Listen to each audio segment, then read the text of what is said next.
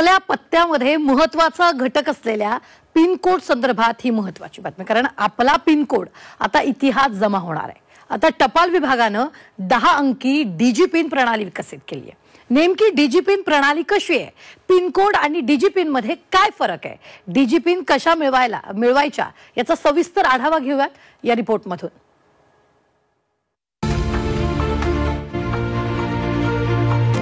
Pin code होणार इतिहास जमा।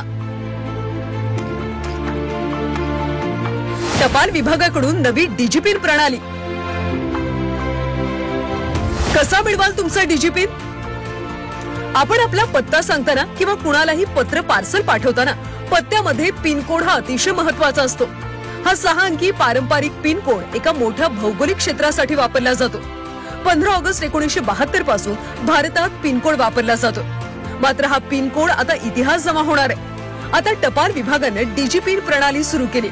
आपत्कालीन मदत असो की ऑनलाईन डिलिव्हरी या सेवा अचूक आणि वेगाने मिळावे यासाठी टपाल विभागाने आता 10 अंकी डीजी पिन प्रणाली सुरू केली।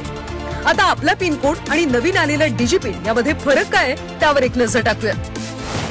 6 अंकी पारंपरिक पिन कोड एका मोठ्या भौगोलिक क्षेत्रासाठी वापरला जात होता। डीजी पिन मात्र विशिष्ट घर किंवा स्थळाच्या नेमक्या ठिकाणासाठी वापरला जाणार आहे। नवीन डीजी पिन प्रणालीमुळे पत्ता अचूक शोधण्यासाठी मदत होणार आहे। रुग्णवाहिका अग्निशमन दलाला पत्ता अचूक शोधता येणार आहे। लॉजिस्टिक, कुरिअर डिलिव्हरी आणि कॅब बुकसाठी वापर होईल। ग्रामीण आणि दुर्गम भागातली वितरण सेवा आणखी सुलभ होईल।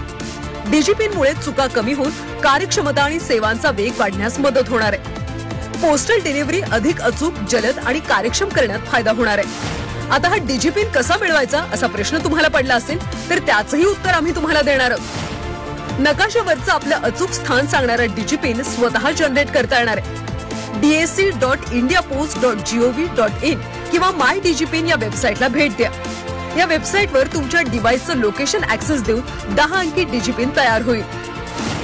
त्यामुळे पुढच्या काळात पोस्टल सेवा, ऑनलाईन डिलिव्हरी आणि सरकारी सुविधांसाठी हा डीजी पिन तुम्ही वापरू शकता। त्यामुळे तुमचा पत्ता अचूक दर्शवेल। ब्युरो रिपोर्ट, झी 24 तास, मुंबई।